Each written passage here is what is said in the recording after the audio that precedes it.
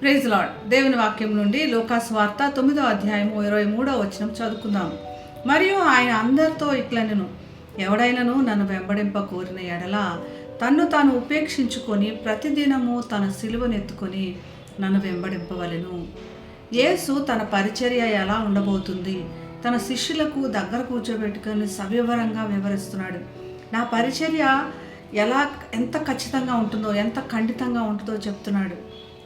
మనుష్య కుమారుడు బహుశ్రమలు పొందుతాడు, పెద్దల చేత ప్రధానుల చేత విసర్జింపబడతాడు, చంపబడతాడు, 3వ దినమున లేస్తాడు. ఇది అగత్యము, ఇది ఖచ్చితంగా జరగబోతుంది.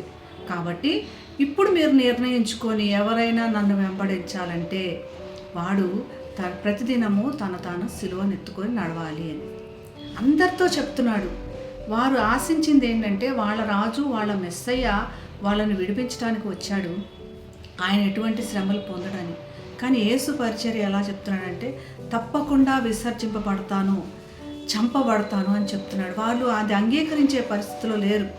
కానీ యేసు ప్రభు తన పరిచర్య ఉన్నది ఉన్నట్లుగా వాళ్ళ ముందు పెడుతున్నాడు. రోమా ఆచారాన్ని బట్టి ఒకసారి ఒక మనుష్యుడు చావాలి అన్నప్పుడు సిలువను మోసుకుంటూ సిలువ వేసే ప్రదేశానికి వెళ్ళాల్సిందే. సిలువ మోయగానే ఇంకా వాడు తప్పించుకునే పరిస్థితి లేదు. తప్పకుండా ఈ ప్రయాణం కొనసాగించాలి. రెండవది తన చావు తప్పనిసరి, అందులో ఎటువంటి మార్పు లేదని. అందుకే యేసు చెప్తున్నాడు, మీలో ఎవరైనా నా పరిచయం చేయాలంటే సిలువను ఎత్తుకునేలానే ఉంటుంది. ఒకసారి వెనుక తిరగడానికి లేదు, లేదా అది మన చావైనా కూడా మన ప్రయాణంలో కొనసాగించాలి అని యేసు ప్రభు తన పరిచర్యను అంత ఖచ్చితంగా మన ముందు పెట్టాడు. తన్ను తాను ఉపేక్షించుకోవాలి, మన సొంతం అన్నది మనది కాదు, దేవునికి సమర్పించుకోవాలని. ప్రతిదినము సిలువనెత్తుకోవాలి. యేసు అడుగు జాడల్లో నడిస్తే చాలు, ప్రతిదినము భారమైన సిలువ మోయన అవసరం లేదు. ఆయన అడుగు జాడల్లో నడిచినప్పుడు, ఆయనకి మనం సమర్పించుకొని ముందుకు వెళ్ళినప్పుడు, మనల్ని ఆయన అంగీకరించిన విధంగా ప్రతిదినము నూతనంగా మనము ఆయన బిడ్డలంగా ఎదుగుతాం.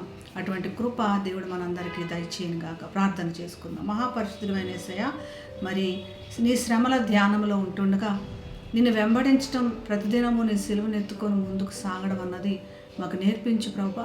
నేను సిలువనెత్తుకొని వెళ్ళి ప్రభా మమ్మల్ని మేము సరిచేసుకుంటూ మా తోటి వారిని పురికొల్పుతూ ముందుకు సాగుతూ నీ యొక్క రాజ్యం కోసం సిద్ధపరచమని యేసు నామమున ప్రార్థిస్తున్నాం తండ్రి. ఆమేన్. Have a blessed day. God bless you.